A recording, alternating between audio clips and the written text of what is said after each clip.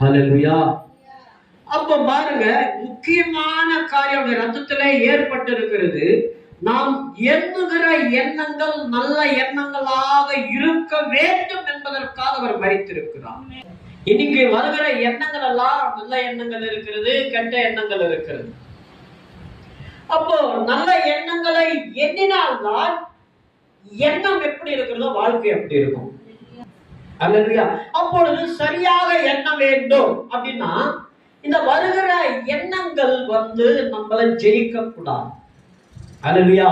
நம்மளை ஜெயித்தால் போதும், அப்படியாகவே மாறிவிடுவோம். அல்லேலூயா. அப்போ நல்ல எண்ணங்கள் வரும்போது அவைகளை நாம் எடுத்துக்கொள்ளலாம். கெட்ட தீய எண்ணங்கள் வரும்போது அவைகளை நாம் எடுத்துக்கொள்ளக்கூடாது. அல்லேலூயா. ஒருவேளை தொடர்ந்தவைகள் வருமானால் அந்த எண்ணங்கள், அப்படிப்பட்ட எண்ணங்கள் நம்ம இப்ப என்ன பண்ணலாம்? இயேசுவின் நாமத்துல வருகிற எண்ணங்களை உங்களுடைய கரத்துல ஒப்பு கொடுக்கிறோம். அல்லேலூயா. அப்ப ஒப்பு கொடுக்கும் போது என்ன ஆகும்? அந்த தீய எண்ணங்கள் நம்ம விட்டு கடந்து போகும். கொலோசியர் 1வது அதிகாரம் 21வது வசனம். முன்னே அந்நியராயும் துர்க்கையினால் மனதிலே சத்துருக்களாயும் இருந்த உங்களை பரிசுத்தராகவும் குற்றமற்றவர்களாகவும் கண்டிக்கப்படாதவர்களாகவும் தமக்கு முன் நிறுத்தும்படியாக அவருடைய மாம்ச சரீரத்தில் அடைந்த மரணத்தினாலே இப்பொழுது ஒப்புரவாக்கினார். ஆண்டவருக்கு தூரமாக இருந்தோம். அவருடைய ரத்தம் பாருங்க எப்படி ஒன்று சேர்த்து இருக்கிறது. அந்த சிந்தப்பட்ட ரத்தத்தினாலே தேவனிடத்திலே சேர்க்கப்பட்டிருக்கிறோம். இரண்டாவது, மனதில் வருகிற எண்ணங்கள்னால அவருக்கு தூரமா இருக்கிறோம்.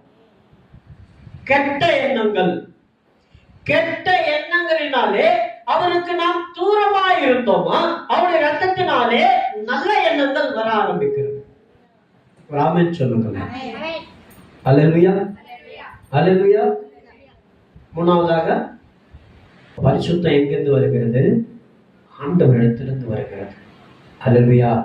இப்ப பரிசுத்தராய் நிறுத்தும்படியாக தான் அவருடைய ரத்தம் சிந்தப்பட்டிருக்கிறது.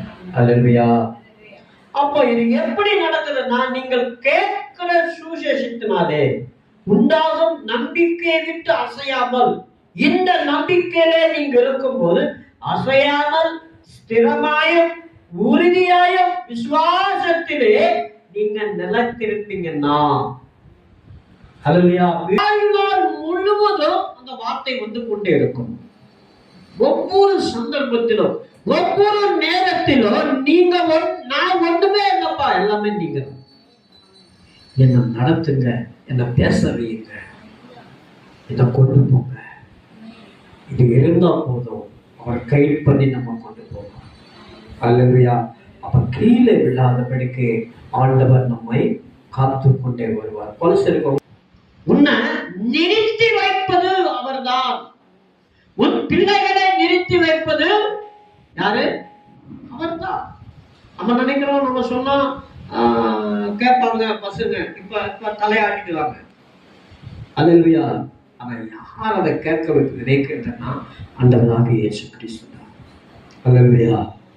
அப்ப அந்த விசுவாசத்திலே நாம் நிலைத்திருக்கும் போது பின்னாடி ஆட்டோமேட்டிக்கா அது நடந்து கொண்டே வரும்.